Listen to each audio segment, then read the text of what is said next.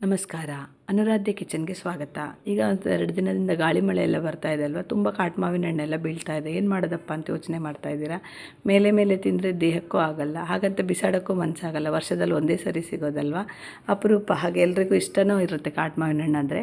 So ಅದನ್ನು ನಾವೇನು ಮಾಡ್ಬೋದು, ಫ್ಯೂಚರಿಗಾಗಿ ಈ ಥರ ಇದು ಮಾಡಿ ಇಟ್ಕೊಳ್ಬೋದು, ಪ್ರಿಸರ್ವ್ ಮಾಡಿ ಇಟ್ಕೊಳ್ಬೋದು. ಈ ಥರ ಮಾಡಿ ಇಟ್ಕೊಂಡ್ರೆ ನಾವು ವರ್ಷಾನುಗಟ್ಟಲೆ ಅದನ್ನು ಯೂಸ್ ಮಾಡ್ಕೊಳ್ಬೋದು. ಹೇಗೆ ಪ್ರಿಸರ್ವ್ ಮಾಡೋದು ಅಂತ ನೋಡೋಣ. ಇಲ್ಲಿ ನೋಡಿ, ನಾನೊಂದು 35ರಿಂದ 40 ಕಾಟು ಮಾವಿನ ಹಣ್ಣನ್ನು ಚೆನ್ನಾಗಿ ತೊಳ್ಕೊಂಡಿದ್ದೀನಿ.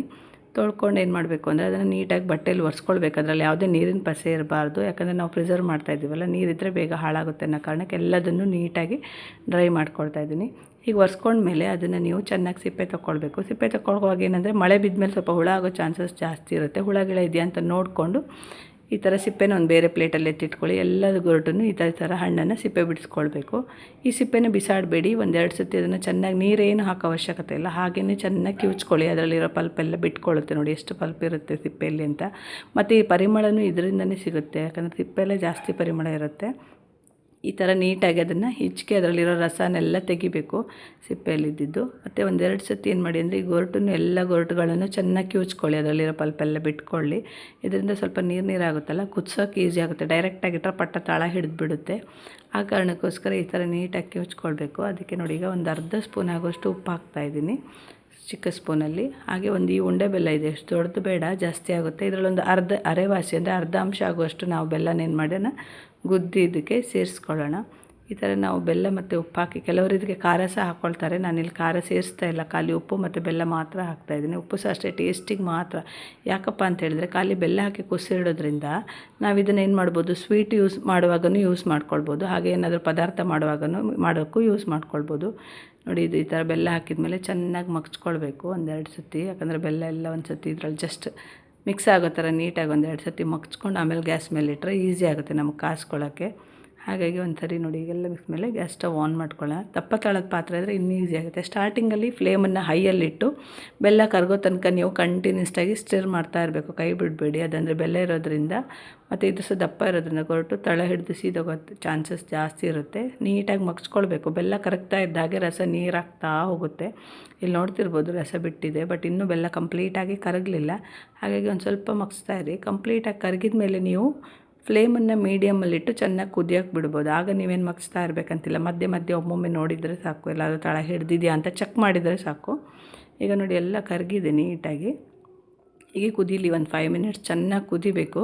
ಅದಂದರೆ ಬೆಲ್ಲದ ಹಸಿ ವಾಸನೆ ಸಹ ಹೋಗಬೇಕು. ಹಾಗೆ ಆ ನೀರಿನ ಅಂಶ ಇದೆಯಲ್ಲ, ಅದೆಲ್ಲ ಕುದ್ದು ಡ್ರೈ ಆಗಿ ಸ್ವಲ್ಪ ಪಾಕ ಬರಬೇಕು. ಇದೆಲ್ಲ ಗೊರಟೆಲ್ಲ ಒಳ್ಳೆ ಪಾಕ ಬಂದಾಗ, ಅದರ ರಸ ಸಹ ಅಷ್ಟೇ ಒಳ್ಳೆ ಪಾಕ ಬಂದ ಹಾಗೆ ದಪ್ಪ ಆಗಬೇಕು, ಮಂದ ಆಗಬೇಕು. ಆಗ ಅದು ಚೆನ್ನಾಗಿರುತ್ತೆ.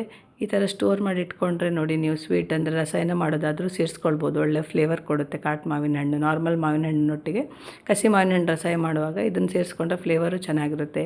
ಇಲ್ಲಾಂದರೆ ಇದರಿಂದ ಕುಕ್ಕುಮಣ್ಣಿ ಅಂತ ಒಂದು ಸ್ವೀಟ್ ಮಾಡ್ತಾರೆ, ಅದನ್ನು ಮಾಡ್ಬೋದು. ಕುಕ್ಕುಮಣ್ಣಿ ರೆಸಿಪಿ ನಿಮಗೇನಾದರೂ ಬೇಕಂತಿದ್ರೆ ನನ್ನ ಚಾನಲಲ್ಲಿ ಆಲ್ರೆಡಿ ವೀಡಿಯೋ ಮಾಡಿ ಹಾಕಿದ್ದೀನಿ, ಚೆಕ್ ಮಾಡ್ಕೊಳ್ಳಿ. ಅದು ಸೂಪರಾಗಿರುತ್ತೆ.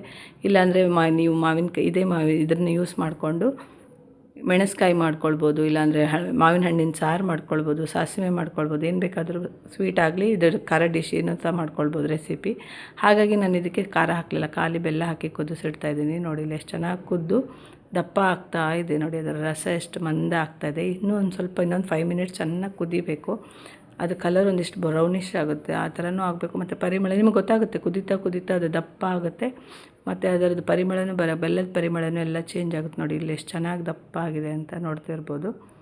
ಇಷ್ಟಾದರೆ ಸಾಕು, ಅದೊಂಥರ ಪಾಕ ಬಂದವರಾಗೆ ಆಗಬೇಕು. ನೋಡಿ, ಹೀಗೆ ಲಾಸ್ಟಿಗೆ ಒಂಚೂರು ತಳ ಹಿಡಿದೇ ಇದ್ದಾಗೆ ನೀವು ಜಾಗ್ರತೆಯಿಂದ ಮಗ್ಚ್ತಾ ಇರಿ, ಯಾಕಂದರೆ ದಪ್ಪ ಆದಾಗೆ ಬೇಗ ತಳ ಹಿಡಿತೆ. ಇಷ್ಟ ಆದರೆ ಸಾಕು, ಕರೆಕ್ಟಾಗಿದೆ. ಈಗ ನಾವೇನು ಮಾಡಬೇಕು ಅಂದರೆ ಗ್ಯಾಸ್ ಸ್ಟವ್ ಆಫ್ ಮಾಡಿ ಕಂಪ್ಲೀಟಾಗಿ ತಣ್ಣಗಾಗಕ್ಕೆ ಬಿಡಬೇಕು. ಅದನ್ನು ಬಿಸಿ ಇದ್ದಾಗನೇ ಅದನ್ನೇನು ಮಾಡೋಕ್ಕೆ ಹೋಗ್ಬಾರ್ದು. ಕಂಪ್ಲೀಟಾಗಿ ತಣ್ಣಗಾದಮೇಲೆ ಒಂದು ಏರ್ ಟೈಟ್ ಜಾರ್ನಲ್ಲಾಗಲಿ ಅಥವಾ ಕಂಟೈನರಲ್ಲಾಗಲಿ ನಾವೆಲ್ಲ ನೀಟಾಗಿ ನೀರಿನ ಪಸೆ ಇಲ್ದಿದ್ದಾಗೆ ಕ್ಲೀನಾಗಿ ನೋಡಿಕೊಂಡು ಏರ್ ಟೈಟ್ ಆಗಿರುವಂತಹ ಜಾರ್ನಲ್ಲಿ ಹಾಕಿ ನಾವು ಹೊರಗಡೆ ಇಟ್ಕೊಳ್ಬೋದು. ಒಂದು 3-4 ತಿಂಗಳು ಏನೂ ಆಗೋಲ್ಲ. ಅಷ್ಟರೊಳಗಡೆ ಖಾಲಿ ಆಗಿಲ್ಲ ಅಂದರೆ ಬೇಕಾದರೆ ಫ್ರಿಜ್ಜಲ್ಲೂ ಇಟ್ಕೊಳ್ಬೋದು. ನೋಡಿ, ಇಲ್ಲಿ ಎಷ್ಟು ಕರೆಕ್ಟಾಗಿದೆ ಅಂತ ನೋಡ್ತಿರ್ಬೋದು ನೀವು. ನೀರಿನ ಅಂಶ ಎಲ್ಲ ಆಗಿ ಕುದಿಯುವಾಗ ಗೊತ್ತಾಗ್ತದೆ ನೋಡಿ, ದಪ್ಪ ಮಂದ ಬಂದಿದ್ದು. ಇಷ್ಟಾದರೆ ಸಾಕು, ಅದು ಕರೆಕ್ಟಾಗಿರುತ್ತೆ. ನೋಡಿ, ಇಲ್ಲಿ ಇದ್ರ ಟೈಮಲ್ಲಿ ಗಡಿಬಿಡಿ ಮಾಡಬಾರ್ದು ನೀವು, ಅಂದರೆ ಕರೆಕ್ಟಾಗಿ ನೋಡಿಕೊಂಡೆ ಒಂಚೂರು ಜಾಸ್ತಿ ಇದು ಮಾಡಿದರೂ ಪರವಾಗಿಲ್ಲ. ಆದರೆ ನೀರಿನ ಅಂಶ ಉಳ್ಕೊಂಡ್ರೆ ಅಂದರೆ ಬೇಗ ಅದು ಒಂಥರ ಹುಳಿ ಅಳಸು ಅಂತ ಹೇಳ್ತಾರಲ್ಲ, ಹುಳಿ ಬರೋಕ್ಕೆ ಶೋರ್ ಆಗಿಬಿಡುತ್ತೆ. ಹಾಗಾಗಿ ಚೆನ್ನಾಗಿ ಕುದಿಸ್ಕೊಳ್ಬೇಕು ಅದು. ಆಗ ನಿಮಗೆ ಎಷ್ಟು ಚೆನ್ನಾಗಿ ಕುದಿಸ್ತೀರೋ ಅಷ್ಟು ಇದರಲ್ಲಿ ಲಾಂಗ್ ಆಗಿ ಅದನ್ನು ಪ್ರಿಸರ್ವ್ ಮಾಡ್ಬೋದು. ನೋಡಿ ಇದೀಗ ಕಂಪ್ಲೀಟಾಗಿ ತಣಿಬೇಕು.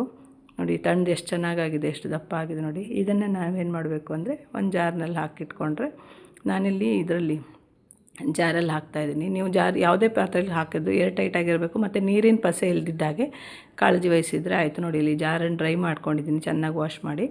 ಅದಕ್ಕೆ ನಾವು ಇದನ್ನು ಹಾಕಿ ಒಂದು ಕಾಟನ್ ಬಟ್ಟೆನ ಕಟ್ಟಿ ಟೈಟಾಗಿ ಮಾಡಿ ಇಟ್ಕೊಂಡು ಬಿಡ್ಬೋದು. ಒಂದು 3-4 ತಿಂಗಳು ಹೊರಗಡೆ ಇಟ್ಟರೆ ಏನಾಗಲ್ಲ.